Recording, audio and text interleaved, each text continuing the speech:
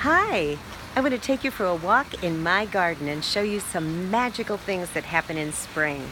This is something I do when I feel overwhelmed, just not in a place to create, not inspired. I come outside and get some nature.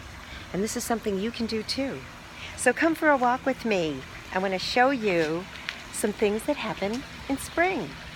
One of them is this beautiful water iris. This happens just for a very short time, usually in April, and they don't last all that long, maybe a week. Beautiful water iris, and here's another bud about to bloom. They're so cool. And they smell like grapefruit.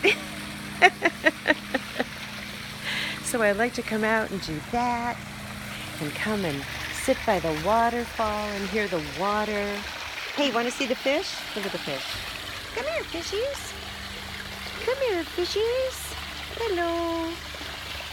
Hello. There's the pretty fish.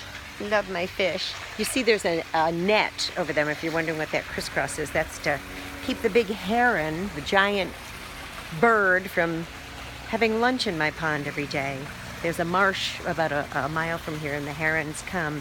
I think they know where all the ponds are in this neighborhood. So that's one thing, the pretty water iris and pond. Another is birds' nests begin to appear. I saw a little hummingbird making this nest the other day. She made it in about an hour. Look at that. Is that cool? I saw her come. She had a little tiny bit of something in her mouth, and she'd make the nest. And I saw her sitting in it. It's so pretty. Oh, it's such a pretty little nest. Beautifully made. Wow. How do they do that? And I saw her sitting in it afterwards. And then it rained the other night, and she built it just a little bit of it was outside the overhang. Just a tiny bit outside the overhang, and maybe she got wet. Decided that was not a good place. Come back, mama bird. So that's number 2, the bird's nest. And here's another amazing thing. Look at this. Bougainvillea. Look at that color. Isn't that gorgeous? Ah, makes me feel so good. This happens just once a year, usually in May. And the color just knocks me out. I see this from all parts of my house because I have these glass doors. And it's just... It only lasts maybe 3 months or so till it starts getting hot, and then I'm always sad when the blossoms start to fade. But it's so pretty.